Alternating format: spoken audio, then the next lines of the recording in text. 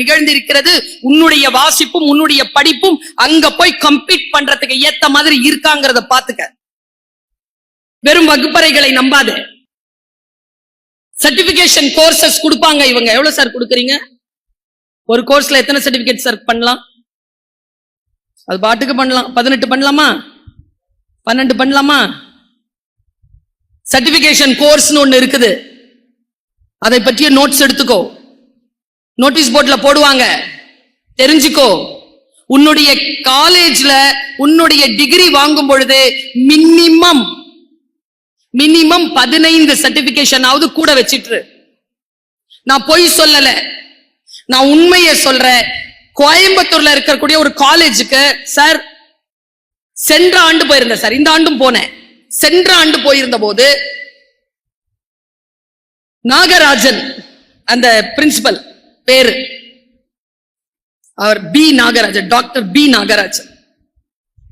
அந்த பிரின்சிபல் ஆபீஸ்ல உட்கார வச்சு எனக்கு காஃபி கொடுத்தாங்க சார். நான் சொல்றேன் குழந்தைகளே, அலர்ட்டா இந்த அம்மா சொல்றதை கேட்டு வச்சுக்கோ. நான் கதைகளை சொல்லுவேன், ஆனால் சில நிகழ்வுகளை சொல்லுவேன். அந்த நிகழ்வுகள் கதைகள் அல்ல,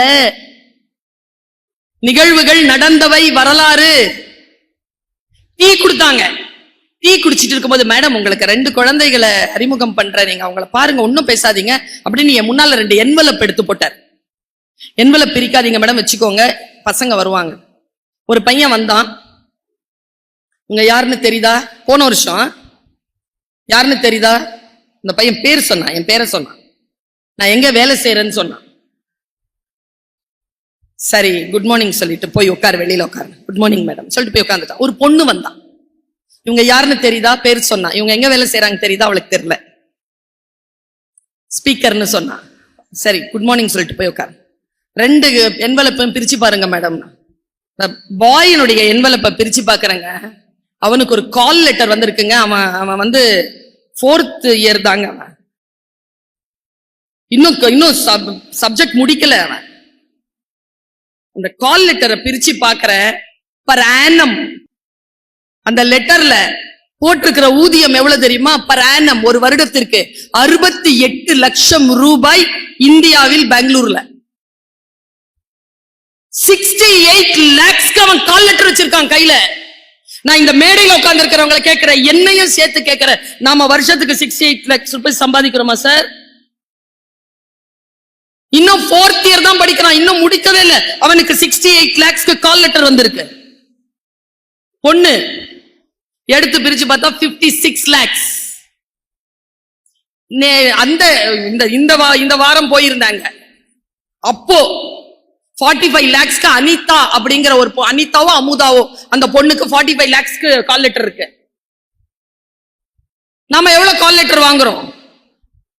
நான் உங்களை எடுத்து கேட்கிறேன், உனக்கு எவ்வளவு சம்பளம் மாதத்திற்கு வர வேண்டும்னு கேட்டா நீ சொல்லுவேன், சார் மேடம் ஒரு 1 லட்சம் ரூபாய் எனக்கு மாதத்திற்கு சம்பளம் கிடைத்தால் நான் மகிழ்வேன். நான் என்ன கேட்கிறேன், உனக்கு என் கம்பெனியில் 1 லட்சம் ரூபாய் சம்பாத்தியத்தை நான் உனக்கு கொடுக்க வேண்டும் என்றால் உன் அறிவில் நீ எவ்வளவு பங்களிப்பு என் கம்பெனிக்காக செய்து என் கம்பெனியினுடைய பொருளாதாரத்தை உயர்த்தினால் நான் அந்த சம்பளத்தை உனக்கு தரக்கூடிய தகுதி பெறுவேன். நீங்கள் எந்த ஒரு இடத்திற்கு போகின்ற பொழுதும் உங்களுடைய இருப்பு, உங்களுடைய வரவு அங்கே சம்பாத்தியத்தை ஏற்படுத்தினால்தான், அங்கே ஒரு பெரிய மாற்றத்தை ஏற்படுத்தினால்தான் உங்களுடைய வரவுக்கு, உங்களுடைய வாழ்க்கையில் நான் இவ்வளவு வேலை செய்ய போறேன், இப்படி கேம்பஸ்க்கு போறேன், இவ்வளவு பெரிய ஆளாக போறேங்கிறதுக்கான அர்த்தம் இருக்கும். அந்த கெப்பாசிட்டியை வளர்க்கறதுனா 2 விஷயத்தை இன்னியோட விட்டுடு. பெரியவங்க எல்லாம் காதை மூடுங்க. நான் அம்மா சொல்ற ஒரு விஷயம் கேட்டுக்கோ. உன் வயதில் எனக்கு மகன் இருக்கிறான். இந்த வயசுல லவ் பண்ணாத, சீரழிஞ்சு போயிருவேன்.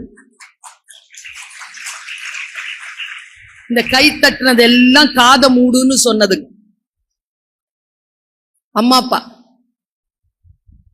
ஏன் தெரியுமா சொல்றேன்? படிக்கணும்னு வந்துட்டோம்னா குழந்தைகள, லவ் அப்படிங்கிற ஒரு வார்த்தை இருக்குல்ல, அது இட்ஸ் எ கமிட்மெண்ட்.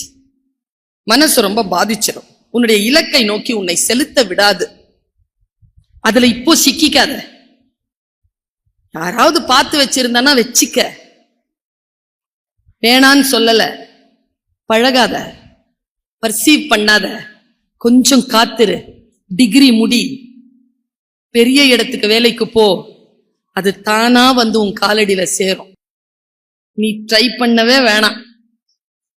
உன்னை நீ சிறப்பாக்கி கொள். இன்னொரு மந்திர சொல்ல சொல்றேன் இன்னைக்கு உன் டைரியில சாமி சொல்ற மாதிரி சொல்றேன், எழுதி வச்சுக்கோ. உன் வாழ்க்கை துணையை 17 வயதில் இருக்கக்கூடிய ஆண் பெண் 2 பேருக்கும் சொல்றேன், உன் வாழ்க்கை துணையை இந்த வளாகத்திற்குள் தேடாதே, அவர்கள் இங்கே இல்லை, இங்கே இல்லை. எவ்வளவு கம்முன்னு இருக்குதுங்க.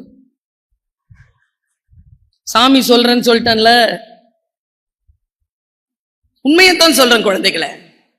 25 ஆண்டுகளுக்கு மேலாக ஆசிரியராக இருந்து உங்களை, உங்கள் வயதொத்த பிள்ளைகளை 25 ஆண்டுகளாக பார்த்து கொண்டிருக்கிறேன். அவர்களுக்கு என்னென்ன நேர்கிறது என்பது எனக்கு தெரிந்திருக்கிறது.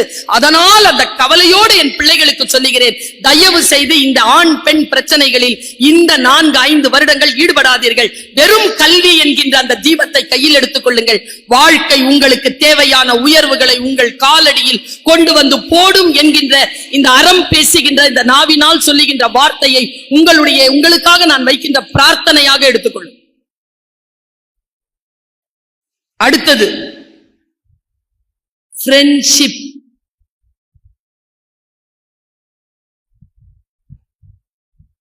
கொஞ்சம் நகர்த்தி வையாத. எதுக்கு வந்தோம்? நான் உங்களை பத்தி கூட கவலைப்படல குழந்தைகளை. உங்க அம்மா அப்பாவை பார்க்கிறேன். இந்த அம்மா அப்பாவுக்கு பிறந்தவர்கள் இன்ஜினியரிங் காலேஜ்ல வந்து சீட்ல உட்கார்ந்து இருக்கிறீங்கன்னா, அந்த அம்மா அப்பாவின் உழைப்பையும் வியர்வையையும் ரத்தத்தையும் உருக்கி எடுத்து அதைத்தான் நீங்க பீஸா கட்டி இந்த சேர்ல நீங்க உட்கார்றதற்கான ஒரு வாய்ப்பை நீங்கள் பெற்றிருக்கிறீர்கள் என்பதனை மட்டும் நீங்கள் மனதில் நினைத்துக் கொள்ளுங்கள், எந்த ஒரு முடிவு எடுக்குவதாக இருந்தால். நான் சொல்லட்டுமா, ஒரு தாயாக என் பெருமை என்ன தெரியுமா? நான் என் பிள்ளையை வளர்த்தெடுத்து விட்டேன் என்பதுதான். என் பிள்ளை தோற்கவில்லை என்பதுதான் ஒரு தாய்க்கு இருக்கக்கூடிய மிகப்பெரிய ஒரு அடையாளம். ஒரு தந்தைக்கு தலையை உயர்த்தி அவர்கள் நடமாடுகின்றார்கள் என்றார், என் பிள்ளைய நான் வளர்த்த ஆளாக்கிட்டேயா, அவன் நல்ல இன்ஜினியரா வந்திருக்காயா என்று சொல்லுவதற்கான வாய்ப்பை என் பிள்ளைகளே பெற்றோருக்கு தாருங்கள். அதுதான் நீங்கள் அவர்களுக்கு செய்யக்கூடிய உதவி. நீங்கள் அந்த உதவியை செய்ய போகிறீர்கள் என்பதற்காக இந்த கல்லூரியில் படிக்கக்கூடிய வாய்ப்பை அதற்கு நன்றியாக அவர்கள் ஏற்கனவே செலுத்தி விட்டார். இது அவர்கள் உங்களுக்கு சொல்லுகின்ற தேங்க்ஸ். நான் சொல்லுகிறேன் சார், இனிமேல் அடுத்த ஃபர்ஸ்ட் இயர் ஃபங்க்ஷன்ல, ஏன் நீங்க இப்ப கூட பண்ணலாம், இவங்களுக்கு ஐடி கார்டு கொடுத்துட்டீங்களா,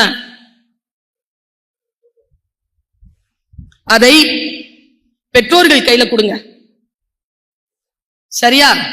அந்த பெற்றோர்கள் உங்கள் குழந்தைகளுடைய கழுத்துல அதை போடுங்க.